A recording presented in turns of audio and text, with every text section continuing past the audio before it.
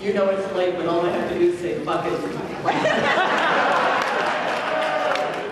That's when you know it's the end of civilization.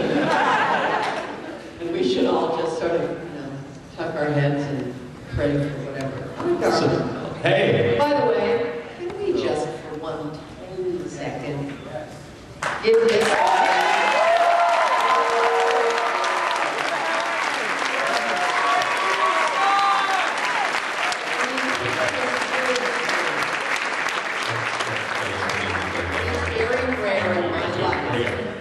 very rare in my life that I will ever do anything where I just go, okay, I'll go, and let somebody else take care of everything, which is what he says. There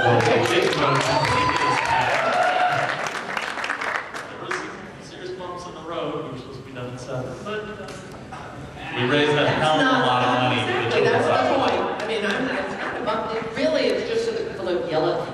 No, you don't want to get to that thing where, people have sat there for all the time, and then, I have to go, and they scream and yell.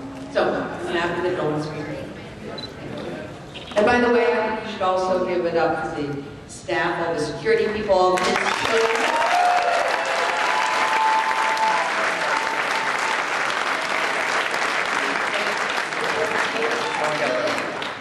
it's my first and only.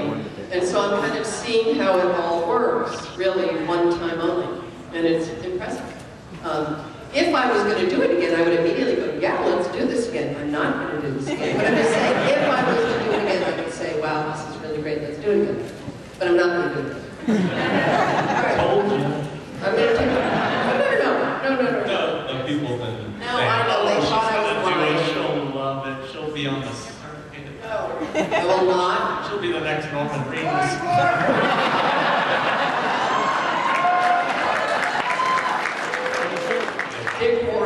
Yeah. By the way, could you be frickin' cuter? You're supposed to be behind the camera. You're supposed to be behind the mask. You're supposed to be taking fall shit. I mean, seriously. You're gorgeous. Okay, It's all good. enough making Dick's head. All right, what do you want to know? Let's go. So we're gonna run through. We got some Anything you questions. want. Frank. Where's Frank? I don't know where Frank is. Raise your hand. Frank asks Vader. Oh, is this how this works? You guys write them and then you ask? That way control and all the bad questions will get thrown out. Got it. What was it like to work with Donald Pleasant? We've heard that 1,000 times. So anyway, what was your family's reaction when you first told them you were going to star in Halloween? My family, you mean my parents? Yes. You know what, honestly, I had virtually no relationship with my parents. My mother and I were close, but I think she was happy. I mean, you know what, honestly, at the time, it was a little tiny, low-budget horror movie. No one made a big deal about it. It was a little tiny movie. I mean, please, it became something nicer and bigger, but it was never that. It was just this little low-budget horror film. So it was hardly a big gig, to brag about. For me, it was astonishing because my name was on every page. And when you're an actor and you're counting your lines in a TV series, which I did prior to it, with 13 regulars in a half-hour show, that's 13 people for 21 minutes of television. And in that time, I would get the script every week, and you literally count your lines. So for me to have a movie where I was in every single scene, basically on every page, that was what was extraordinary. My family, it really didn't have an impact, I don't think, on them. I don't think it was anything. I mean, I'm sure my mom was proud of me, but it wasn't anything that we discussed or anything. It was, again, you have to remember to put it in the context of what this was. It was a little $300,000 horror film shot in, 18 days, 21 days. Oh, it was shot, it was really little. So don't think it was something kind of like fancy pants and the way we look at movies now. It was not that at all. It was fun, but it was not something to basically write home about, if you will.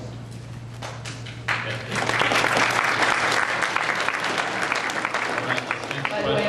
hired that woman back there. She's on the wall.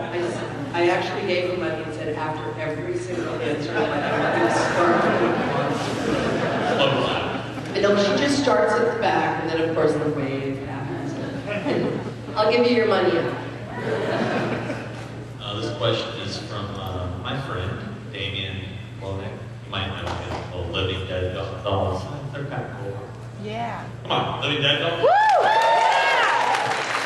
Anyway, his question is, a lot of actors and actresses have shunned their early horror careers, and you obviously have embraced it coming here to a horror convention, a giant Comic-Con, where you easily could have done. How do you feel about your early career, and do you think you can do today without your horror? Oh, obviously not. I mean, come on. Come on. See, no, seriously. There's no chance in the world, that I would have ever had any shot at anything had I not done that movie.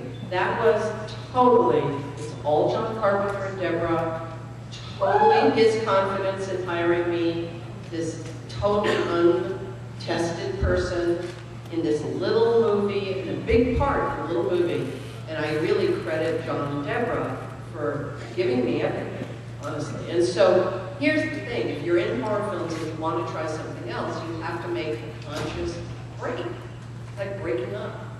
You know, I knew at some point, after doing 6 of them, that if I did another one, I would never be able to do any other kind of work. And so for me, probably one of the only times in my entire career, if that's a word that I would even use, I actually said the words, I am not going to do any more of those. And then the day I made that decision was the last day of Halloween 2. I finished that movie, which I felt was important to do because it was the direct sequel from the first movie. And I felt that the people who obviously had loved that movie, I felt like I should do that. So I did that. But then I knew that like the last day of that movie was the last day I was going to do a horror movie.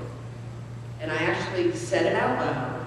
And the next day, I auditioned to play Dorothy Stratton in that TV movie. So within one day, I went from doing a horror film to doing another kind of horror film, which was this really sad, gruesome murder story of a true life woman. And so really that quickly, that switched. Now, that could not have happened. And I could have languished for a long time trying to get gigs.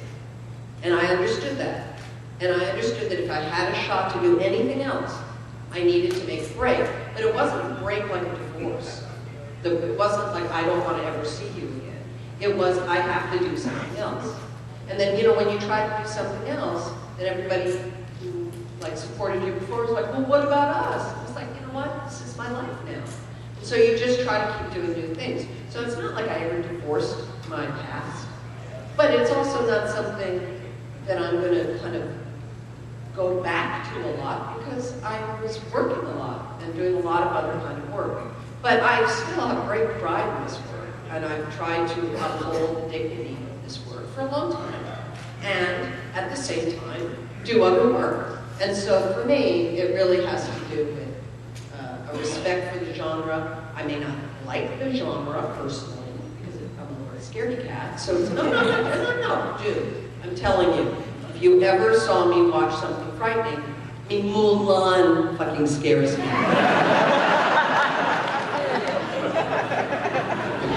My sister's laughing because she knows. So you have to understand, my son kind of like ridicules me because Goosebumps used to scare me. So I am not somebody who likes to be frightened. Therefore, I am not going to love the genre. That doesn't mean I don't respect the genre. And it doesn't mean that it hasn't given me the career in my life that I have today. And without John Carpenter and Deborah Hill, there is no fucking chance in the world that I would have been an actor with any kind of career. And so I am deeply grateful to John and Deborah and the fans of the movie to basically give that movie the kind of support it did, which allowed me to go on and do a lot of other work. So really, I have to thank all of you for your support because I don't think I would be here today without you. So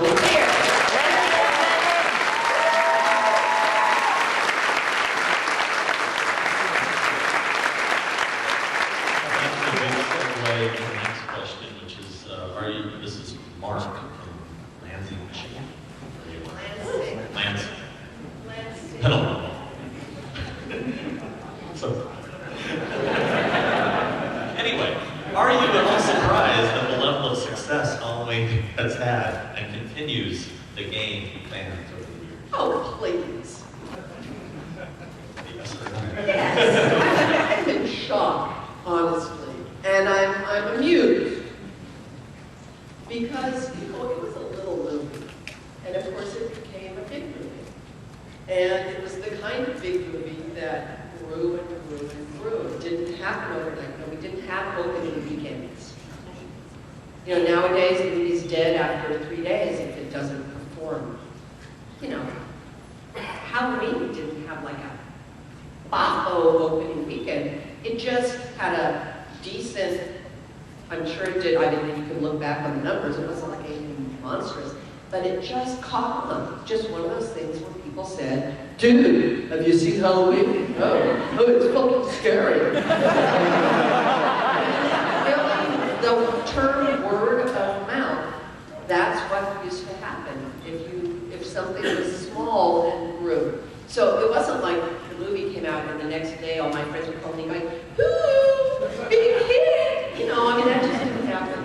It grew slowly over a period of time. And then there was a point where it had made like a serious amount of money. And that was the moment where you were like, whoa, seriously? And that was like really the first moment of going, oh, that's kind of fun. I do remember John.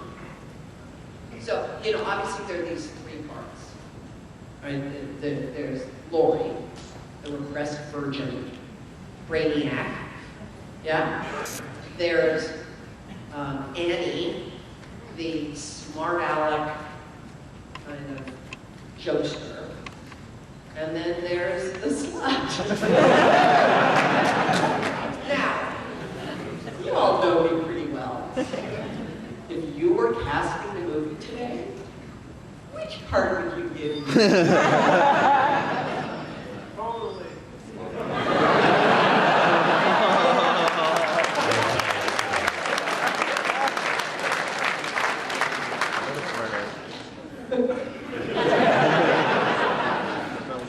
So, I think it's really astonishing that John actually saw who you guys don't know I am, which is Lori. And I'm not joking. I am Lori. I am not a slut. Thank you very much. I was a virgin until college. Thank you very much. Brain got into college at 12. I was not a brain. And I wasn't really a smart aleck, like a card-carrying smart aleck. I had wit, but I wasn't snarky like Annie is. I was very much Lori, and I really credit John for recognizing that, for understanding that, in fact, that was the best part of me. And why was I telling you this? There was a reason. No, there was a reason. No, talk about oh, right, okay. So, John, you know, the first couple days of shooting said to me, you know, I really want her to be very vulnerable. Now, I understood the word vulnerable to be weak.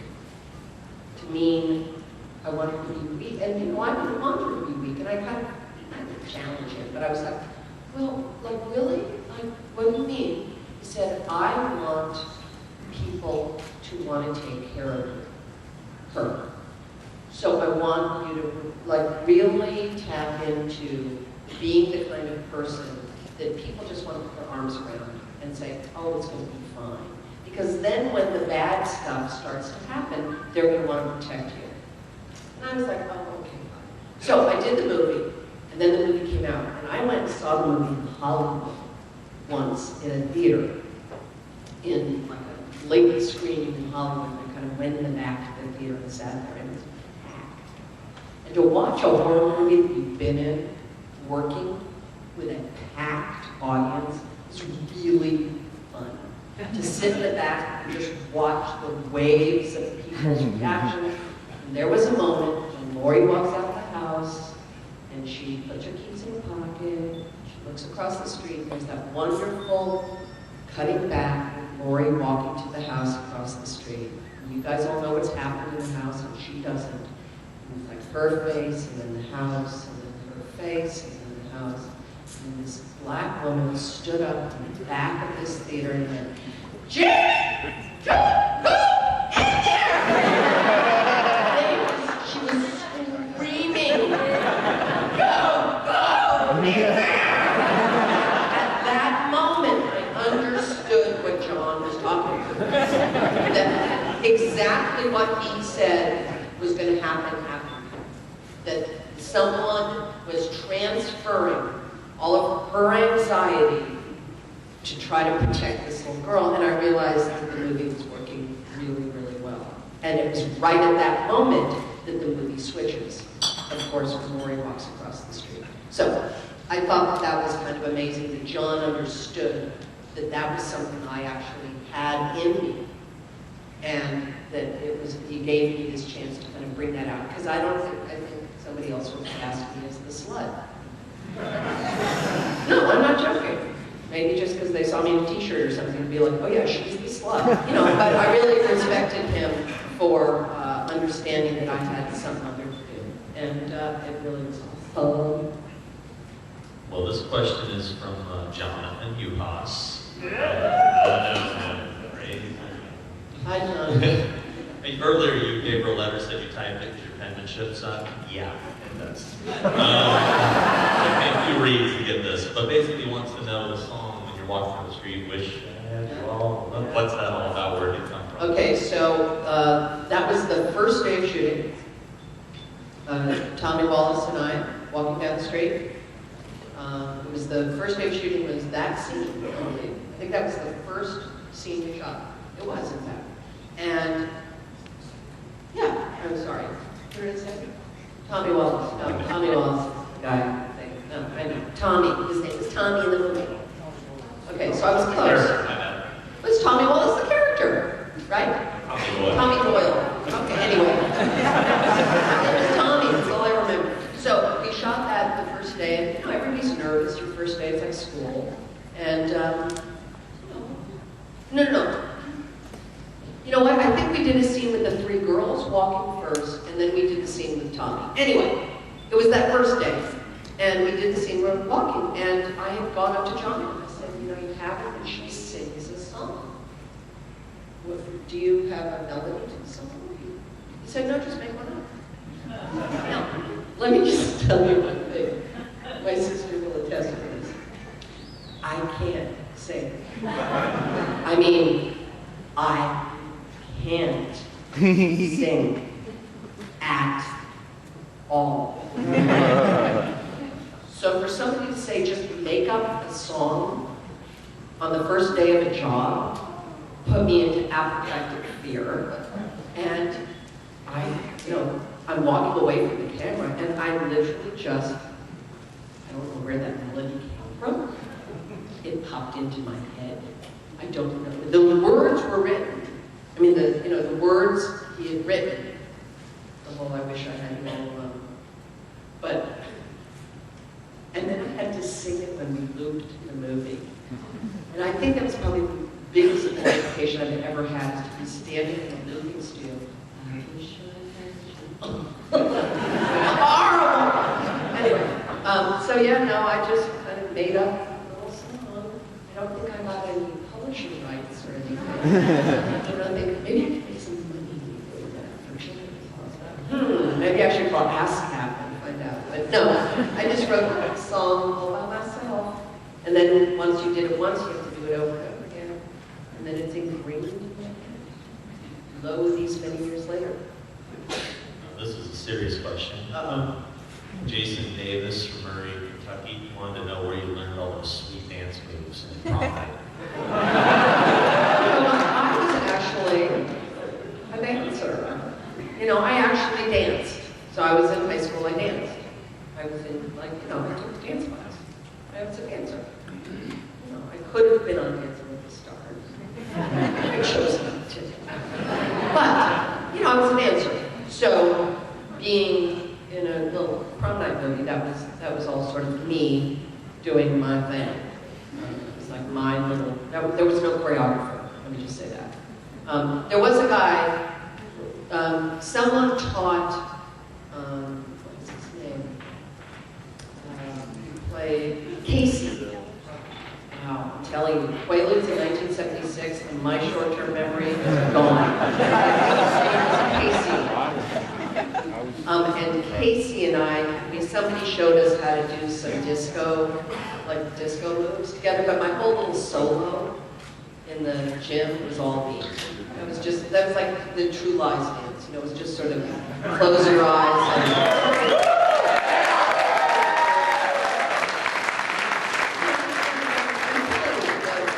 Same thing. Jim Cameron is genius, but he can't freaking move. I mean, he's not a guy who has any moves. And so the same thing happened in that movie, which was, it says, she dances. You know, and Jim was like, well, what are you going to do? I said, I don't really know, Jim. I'm just going to wing it. And he was like, okay. And I was allowed to pick the music. He said, you know, what do you want to dance to? And I said, I like Johnny Hyatt.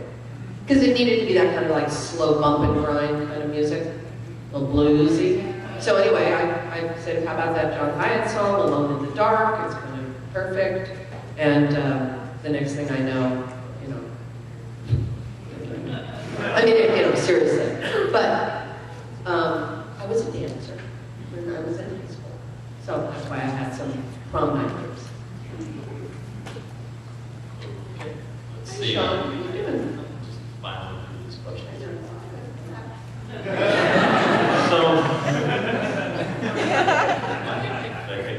No. Have you seen, and if you have, what do you think of rock? Never saw anything that rock. Was he a musician? No, I'm not joking. Was he in a band? Or a band or a singer or something? What? Okay, all I know is I kind of remembered him being a musician. Honestly, I don't see horror films. I know, it's like I feel like I'm just, you know, doing something sacrilegious to say that. I don't watch horror movies. I will tell you that my son, Tom, is going to be 17 in March, and I sat through 6 Resident Evil movies. You don't understand how completely freaked out by scary things I am, and particularly things that jump at you. It just, you can't freaking surprise me. It's like the first word I say to a guy that I know I'm going to end up in a relationship with is, don't fucking surprise me. You know, don't like them. I don't like things that jump out at me. I don't like a bunch of people going, surprise! Just don't like any of it. And so my son said to me, oh, no, they're not scary. Freaking terrifying. So I have actually sat through all of the Resident Evil movies. I watched Silence of the Lambs only because the makeup artist for it did a movie I was doing when it came out, and he wrote me a sheet that said, when Jody goes in the garage, close your eyes. And I walked by myself into Silence of the Lambs with my cheat sheet. And literally, I'd be sitting there and watching. She goes to some storage unit or some, right? Yeah. She opens the thing. I turn in the chair by like this. And I actually say, la, la, la, la, la, until I hear the entire audience scream. And then I wait a few seconds to make sure there's not a second one. And then I look up again. And I was able to see the whole movie.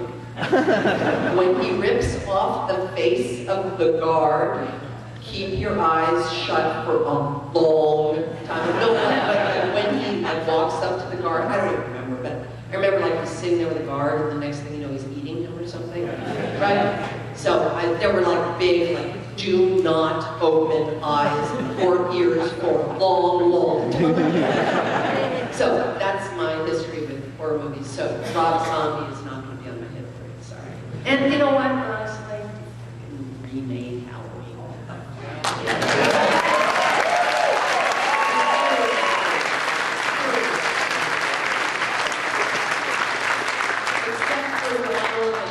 Deborah, God rest her sweet, sweet soul, were freaking alive. I mean, seriously, remake freaking Halloween. I mean, come on. Anyway, Halloween. There you go. Okay, this is from KP something. Make something. Is that KP? Make boy. Here, let me read it. It's like that one job. I'm not going to read his name. KP McVeigh. Is that correct? Yeah. Well, you could have said it the first time. He said it when I said it. Thank you. Okay, I loved you in Freaky Friday. If you could switch places for a day with another cast member from the original Halloween, who would be in one?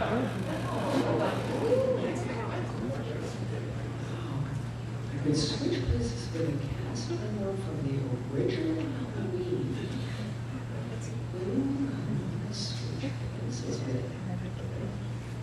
Newcastle. Absolutely. He had the greatest job. He just didn't have to do anything. And I mean that in really the greatest respect. He did that with such, if you watch his performance, it's a real performance. It's that all of that great. It's creepy as shit. Creepy. And he had small children. And people were like, Daddy, Daddy, I want to play. It was just crazy.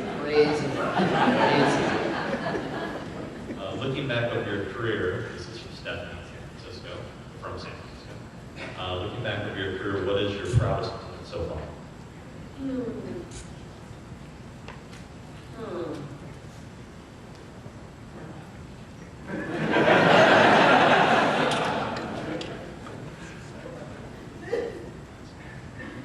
Well, you know, honestly, my first day of shooting Halloween, there was something really magical that happened.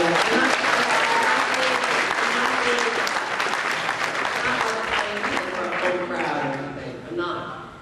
You know, that was a moment for me as an actor where I got to not be me, and I got to do something that was really, I knew was going to be interesting. And, you know, I didn't have that opportunity before, and it meant a lot to me to really have that opportunity. And, you know, there have been fun things I've been able to do, but that time for me was really special. And, you know, you only get to do something first once. And that was really my first, it was, you know, that thing where you really hope your first time is good. You know what? That first time for me was really, really special. And I you know, obviously I've done a lot of other things. Hanging under a helicopter 2 days before my 35th birthday wasn't bad. But, you know, that was really that first morning, and then walking out on that set, and then, you know, I'll tell you this, John Carpenter, I mean, you may have heard this, I may have said this somewhere, God knows what I've said.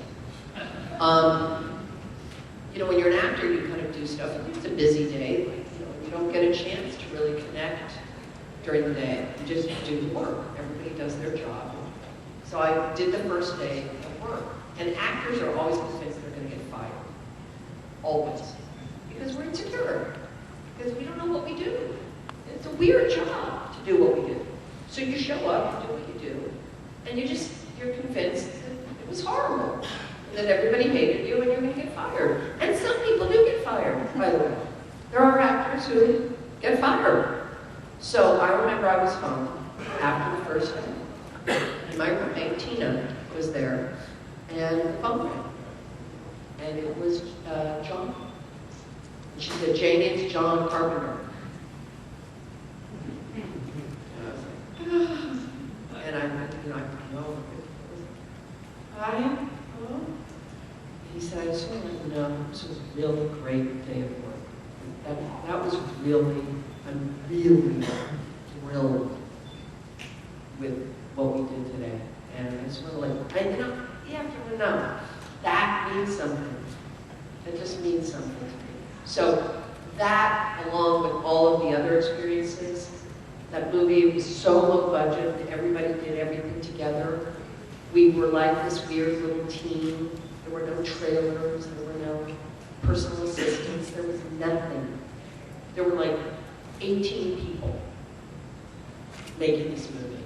And we were eating out on the lawn. You know, there's this picture of me where I'm smoking, I'm laying on my stomach, it's like in the back of a DVD, where I'm like laying on the ground and I've got a cigarette in my hand, my feet are up behind me. That was taken at lunch. That has nothing to do with the movie. That was just taken at lunch because we would lay around on the grass. That's how it was. It was like, it was some friend of somebody in the movie, probably somebody, a friend of Tom Wallace's, made lunch every day. There was no caterer. It wasn't catering. It was like a woman cooked and brought the food to the set. It was that kind of experience. And that, I think, shows in the movie. And it certainly shows in my heart. It stayed in my heart, the way we made that movie together. It was awesome. It was just awesome.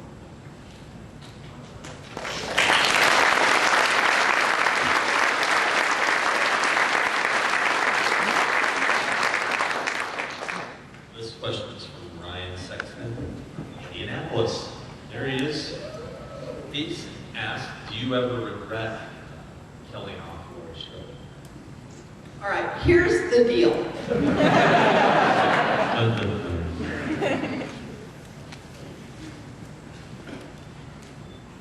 Did Halloween 1 and those other movies, and then I did Halloween 2.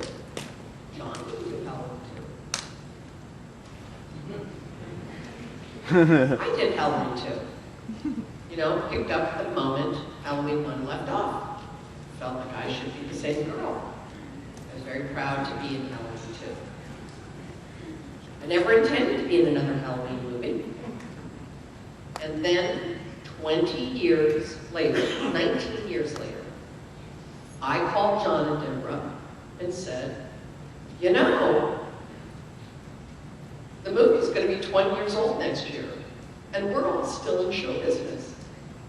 And it seems kind of crazy. I don't think there's ever been a movie that was 20 years old where all of the people involved in the movie are in a way more famous now than they were then.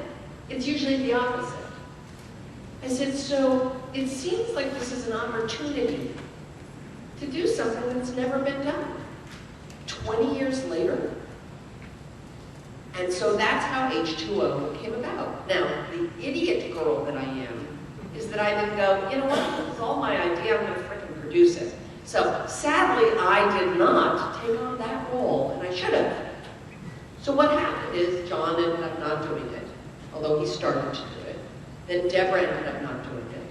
And it was Kevin Williamson kind of came on to do it.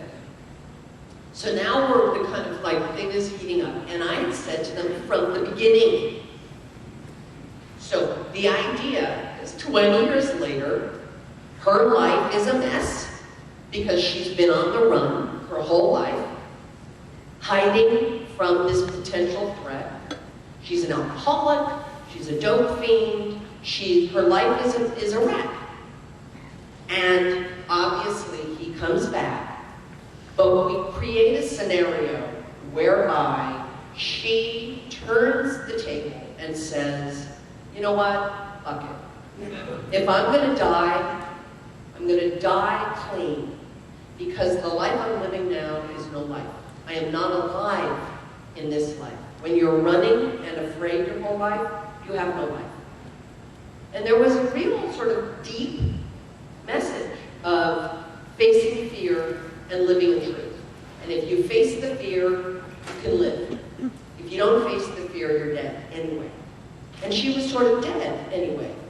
So that was the idea of the movie, and I have said from the beginning. So we're gonna frickin' kill this fucker. You know, so the end of the movie is that I end it. We're gonna end it here. And everybody was like, yeah, awesome. So the first script comes in, and the script is good, and it's dark, and blah, blah, blah. And then the last scene, you know, something happens, and you know, a car goes off a cliff or something, and it's, you know, they've written it like, the flames reflect in her face and she knows it's over. I was like, no,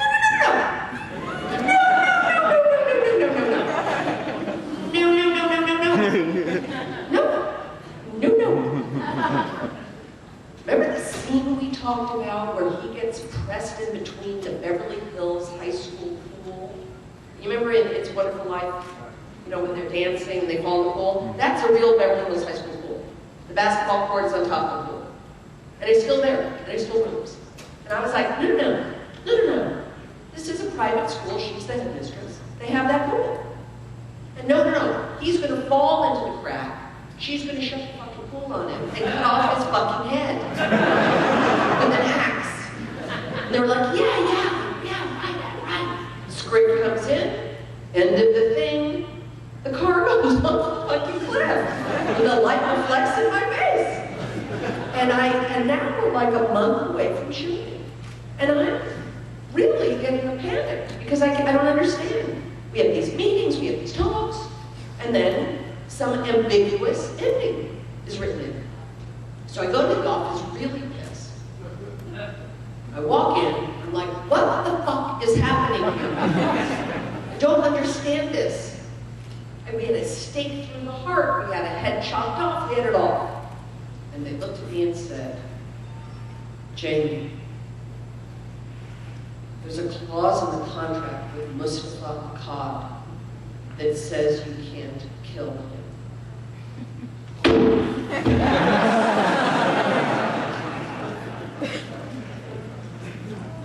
What? There is a clause that says we are not allowed to kill him. Now you fucking tell me?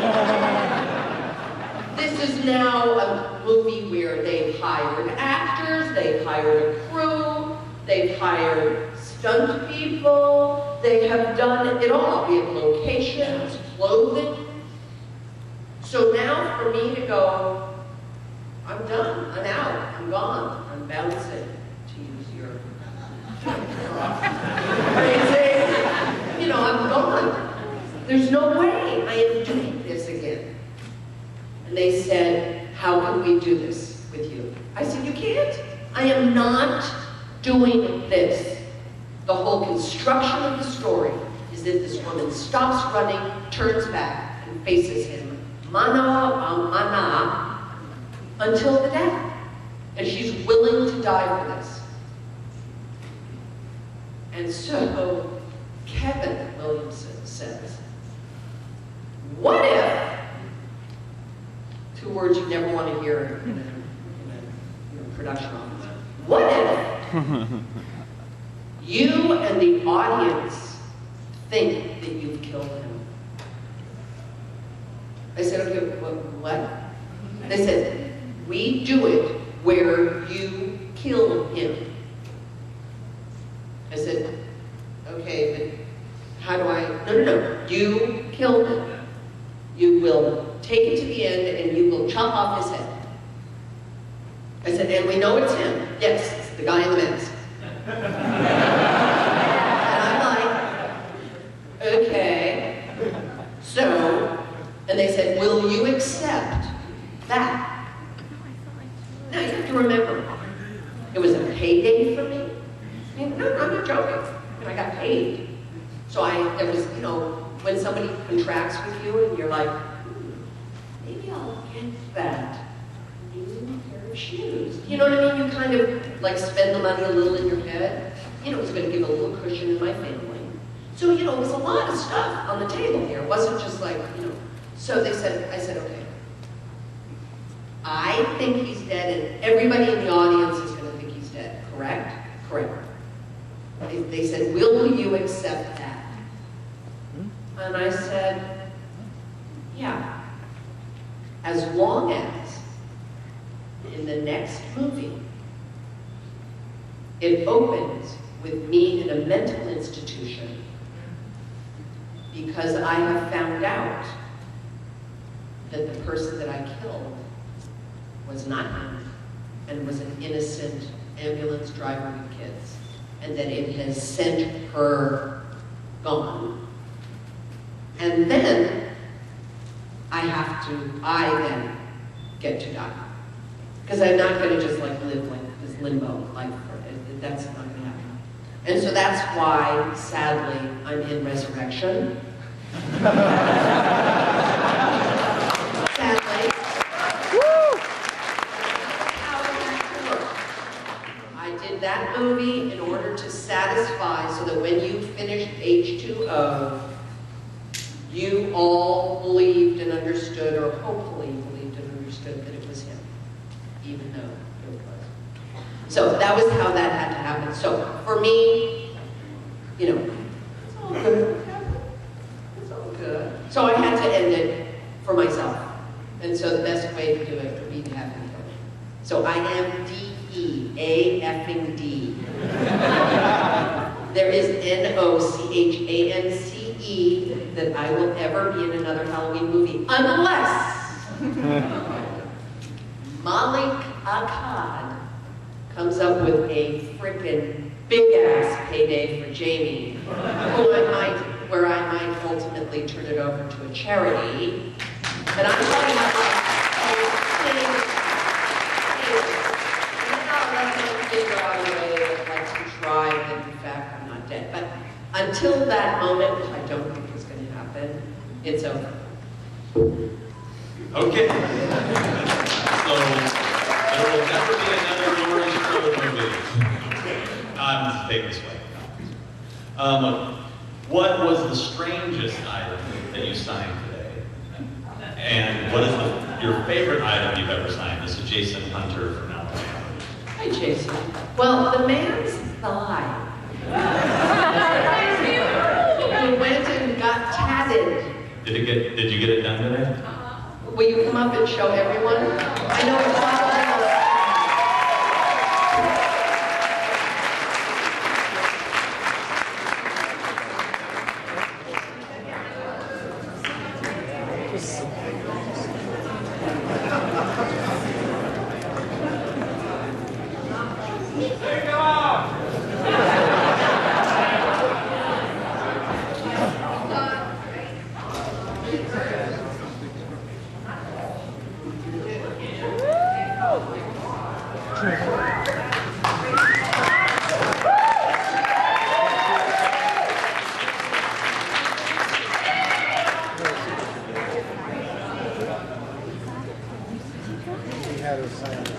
Everybody, meet Larry from the Jay Leno story.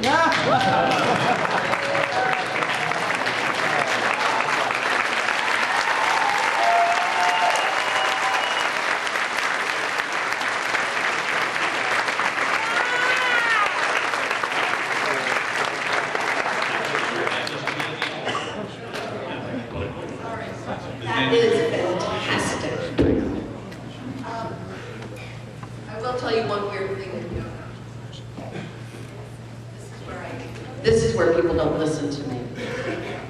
This is why I should have produced things, because they're such good ideas. We'll talk about the original idea.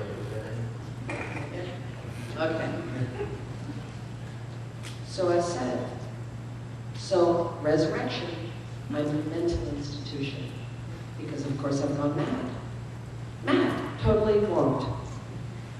I said, how about we're in a mental institution in a small town? I said, what if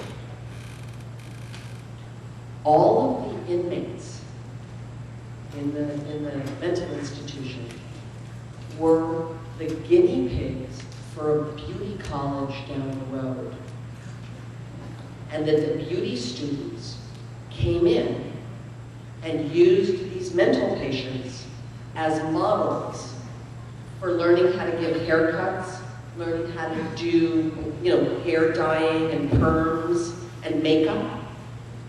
I said, wouldn't it be fantastic if all of the inmates were walking around like with Marilyn Monroe hair and like really elaborate makeup, and the guys had like all this. I said it would be so weird, and I could be just sort of sitting there with like blonde Marilyn Monroe hair that has been bleached and teased, and they wouldn't do it. So that's why Mommy, who had really short hair, shorter than this, Mommy had to get hair extensions because I said to them, who's cutting her fucking hair? Because they were like, well, no, you don't need hair extensions. I was like, really? It's a mental institution. Who's doing her hair then? And I actually said, what is the date that it happened? And what is the date that this movie is? And it was like 18 months. I said that she has not had a haircut in 18 months from what it was like in the movie. So that's where I had my long hair extension. Just letting you know how completely committed to the realism I was. But I wanted it to be all of those beauty people.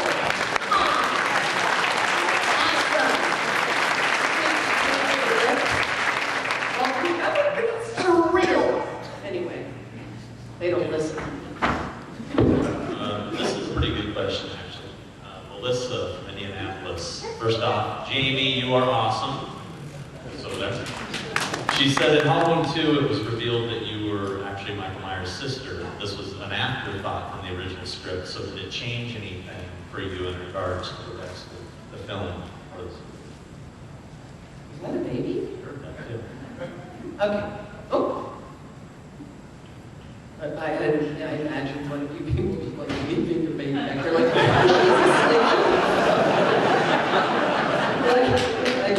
come on, that's a baby. All right, here's the deal.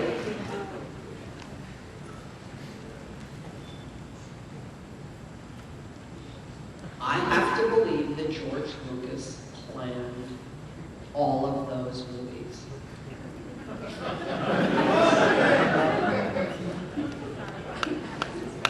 You know what I mean? Because you know what I mean? Because if John Carpenter was here, I would be very happy in front of you and God to look to him and say, John, there's no possible way you ever thought that this would become anything more than this. I mean, you left it sort of ambiguous ending, but that was as much about that you can't kill this thing, to have him be gone. It's sort of the metaphor for the whole movie. I just don't believe that no one ever said a word to me that they had plans, like way down the line for this. So this is where these movies kind of take on this very interesting life, because this shit just starts getting made up. You start doing a lot of, what if it was her brother? And I have found it interesting to watch movies get sort of jury-rigged and Rube Goldberg to fit some logic line that somehow connects, and that fan bases become obsessed by. See, that's where your fandom of this type of film, the logic line of all of that, becomes like the Bible. But it wasn't a Bible. You know what I mean? It's just not, it is made up. As it all goes. I guess in some ways, some religions, but I won't go there.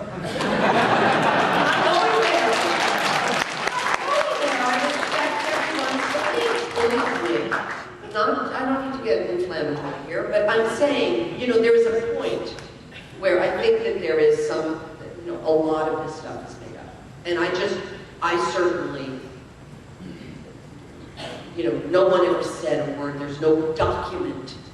There's no piece of paper that these people wrote out. This is what is all going to happen. It just doesn't exist. So, unless John Carpenter was sitting here and said, oh yes it does, here it is. You know, and it's dated, 1977, and all of a sudden it's authenticated, but I don't believe it exists. So really what happens is you make it up.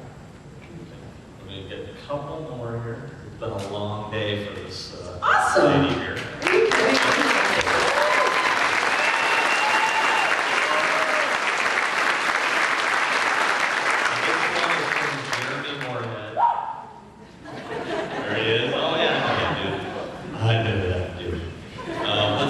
Were you ever approached to participate in Halloween 4 through 6, any of those films, and if so, why did you decline?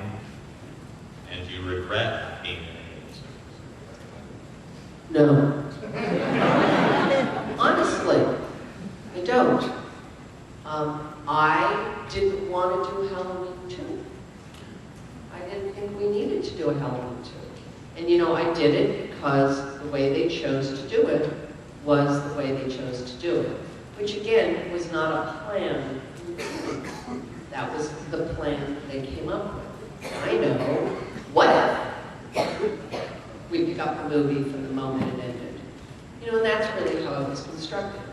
And there are, I'm happy I did it because the fans liked it a lot, and because it was Laurie Strode that same day. I felt it was important, the wig stuff. And itched a lot.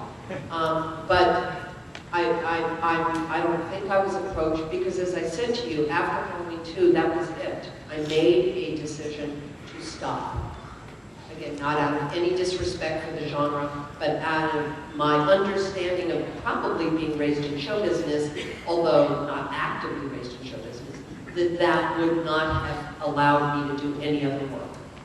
That in fact, it was already probably a big limiting factor for me to get any other work.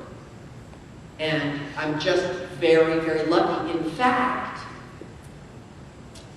the truth of the matter is that the reason I am in Trading Places, my name is Inga, I'm from Speed. The reason I am is because John Landis directed a short called Coming Soon, which was a documentary about 50s horror films that you can, I'm assuming, get somewhere. Has anyone here seen it? Yeah? Okay. No. And he asked me to narrate it. And because I narrated that and worked with him, he hired me for Trading Places. By himself, by the way. Meaning, he hired me. I did not, it was not anything where anyone else wanted me anywhere near that movie.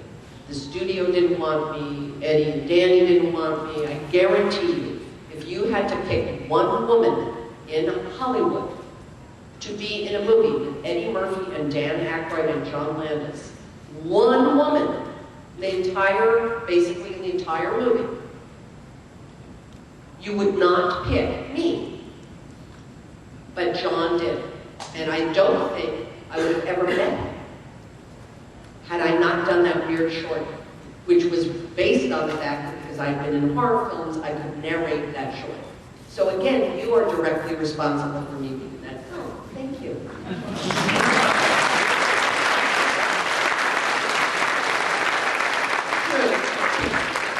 Okay, I'm going to kind of combine two sort of similar questions from Danny Velasquez and Laura LaBarbera. Neither of them here? Let's see. All of your roles that you've taken on as an actress, what character would you look most forward to reprising and why? And is there any truth to rumors about a True Lies Part 2? No, there's not. That will never happen. That will just never happen. It won't happen primarily because of 9/11. You know, Jim said to me, you can't ever make a comedy about terrorism again. Or certainly you can't for the foreseeable future. You know, to try to do comedy around that kind of activity would be impossible today. It also, you couldn't make a movie like that today because the scope and size of it would be so enormous, and the cost of the budget would be so outrageous. And the truth of the matter is, Arnold and I are old. No, I mean really old. So you're not going to want to go watch a movie with these two old people. You know, you might want to see a movie with Eliza Dushku dancing around. You know what I mean? It's like, it could be like Spy Kids, you know, the one where the kids like become the spies and then the adults are the old people. But I just don't think it'll ever happen. I mean, I know it's not going to happen. And it shouldn't happen. Although, funny enough, that would be. But see, here's the truth. I would say that would be the part I would want to do. Because that was a great part. That was a great part. But you know what made it a great part? Is that everybody's lying to each other. What made it so good is that everyone is lying. No one is telling the truth. Everybody lies. Meaning, every scene, everybody has a secret identity. The wife doesn't know about the husband doesn't know about the wife. Now that the truth has been told, I think all the fun would go out of it because there's no conflict. Then it's just a spy movie with people kicking ass, and I just don't think that would work. But anyway, I did love that movie. That was an awesome movie. This is a kind of fun question I like. Steve Harrington from St. Louis. Steve in your house? Yeah. Right on. How cool is it to be married to Nigel Tufnell, the legend? Do all our appliances in your home go to 11?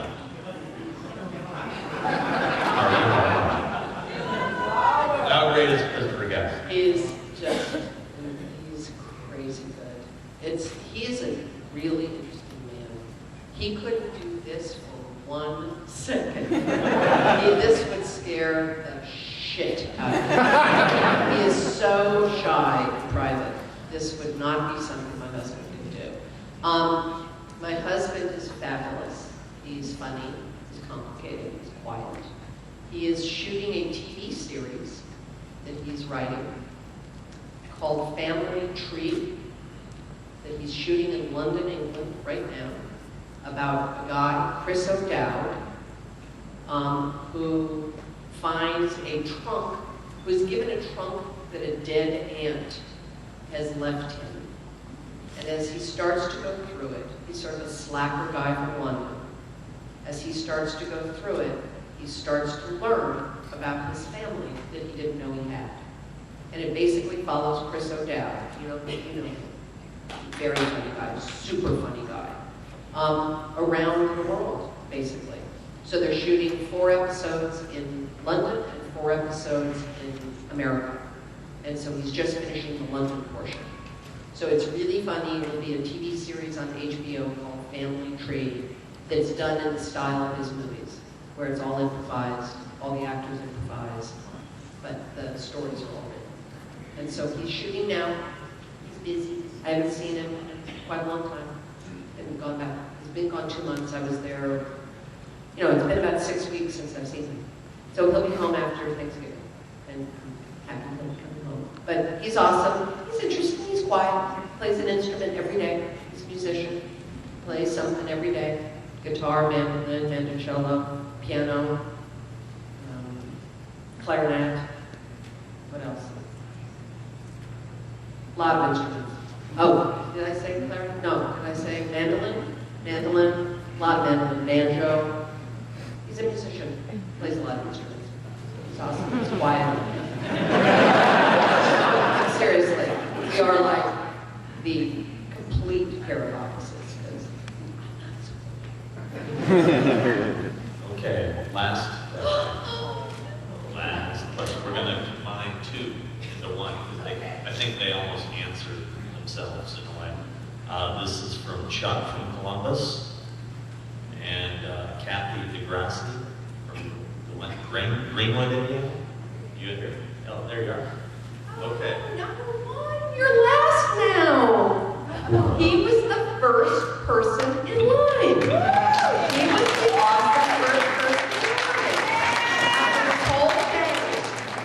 And you're now the last person in line. That's perfect. Well, this is the combo. After all these years, what was it that finally made you decide to do an appearance at a convention, more specifically a horror convention? And answer another question: what inspired you to get involved with the Children's Hospital? And can you share? Yeah, awesome. Okay, here's what happened. As you know, I've never gone to a convention because, again,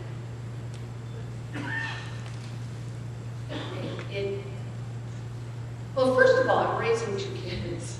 So it's not like I'm like hanging out on the weekends, like going, hey, what am I going to do? Oh, I know, maybe I'll go to a convention.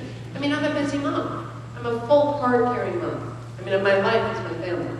So it isn't something that I would naturally have gone to. People have asked, hey, will you come to a convention? And I'm like, no, I'm sorry, I can't. Again, not with any disrespect. And I went last October, a year ago October, to Malik Akkad's first ever Scare Foundation event in Los Angeles, where I was given some sort of You're a Good Person award. Justin from the Scare Foundation. Where's Right Justin? there, right there. Hi, Justin. Also doing good things, so let's hear it. So, no, the Scare Foundation